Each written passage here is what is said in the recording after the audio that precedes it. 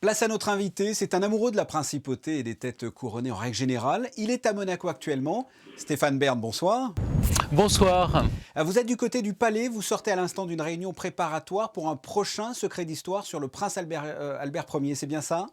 Oui, absolument. Vous savez qu'on va célébrer en 2022 le centenaire d'Albert Ier. Oui. Tout un comité s'est d'ailleurs mis en place et on voit les premières célébrations. Et Secret d'Histoire, qui est quand même une émission phare sur le service public français autour de l'histoire, ne pouvait pas échapper à cet anniversaire.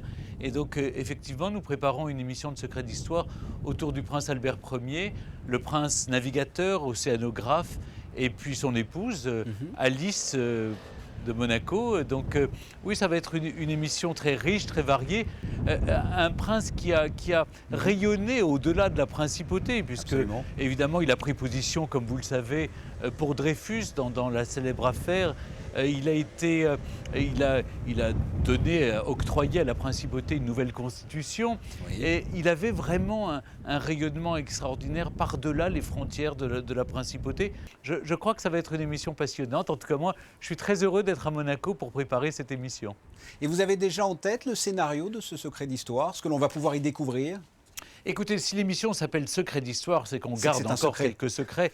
Et donc, je ne peux pas vous révéler à ce jour tous les scénarios. Mais vous savez, c'est une émission, évidemment, qui n'est pas vraiment chronologique.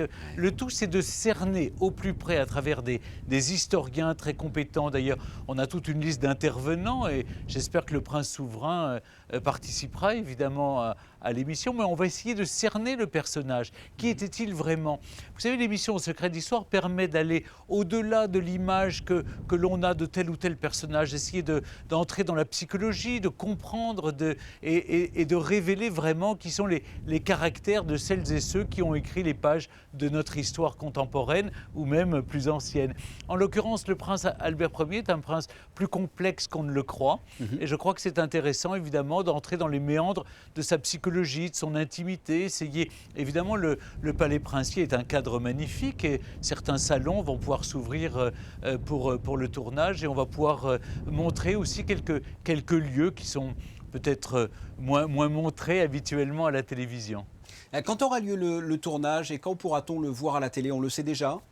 Écoutez, l'émission est prévue pour la fin de l'année 2021, juste avant les célébrations du centenaire du prince Albert Ier. Quant au tournage, il devrait se faire avant l'été.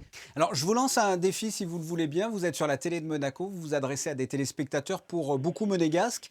Apprenez-nous quelque chose sur le prince Albert Ier que l'on ne connaît peut-être pas ici. Vous savez, on dit toujours ah, mais le prince souverain actuel veut changer l'image de Monaco. Il en a marre qu'on dise toujours principauté d'opérette, comme on peut le voir dans certaines gazettes à Paris ou à Berlin. Mais vous savez que son trisaïeul, Albert Ier, avait déjà cette obsession. Et c'est la raison pour laquelle il a initié tous ces voyages océanographiques à bord de l'Hirondelle, puis du Princesse Alice. C'est qu'il avait vraiment envie de marquer les esprits et de réaliser quelque chose de concret, de montrer que Monaco vraiment pouvait offrir autre chose que le casino qu'avait créé son père Charles III. Alors, vous êtes à Monaco également parce que jeudi, vous avez foulé la scène du théâtre Princesse Grace pour un monologue dont le titre est Vous n'aurez pas le dernier mot, c'est-à-dire? C'est raconter au fond les derniers mots des gens célèbres. Et donc c'est un spectacle, si vous voulez, plutôt humoristique sur comment on doit soigner sa sortie. Et on parle de Flaubert, de Coco Chanel, des rois de France, évidemment. Vous auriez un exemple peut-être d'un grand de ce monde, d'une dernière parole d'un grand de ce monde? Écoutez, les derniers mots, comme vous le savez, du général de Gaulle, c'est « j'ai mal dans le dos ». Alors quand on sait qu'il avait dit des mots comme « comment voulez-vous gouverner un pays où il y a 258 variétés de fromage ?» Et puis cette phrase que j'aime beaucoup de lui aussi, qui disait je ne vais pas mal, mais rassurez-vous, un jour je ne manquerai pas de mourir ».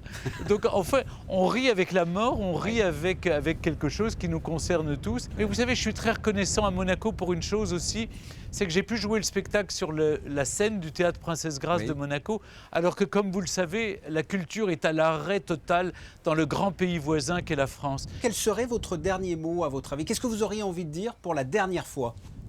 Ce que j'aimerais dire pour la dernière fois, j'ai bien ri, je me suis bien amusé. J'aimais bien ce mot, c'était bien.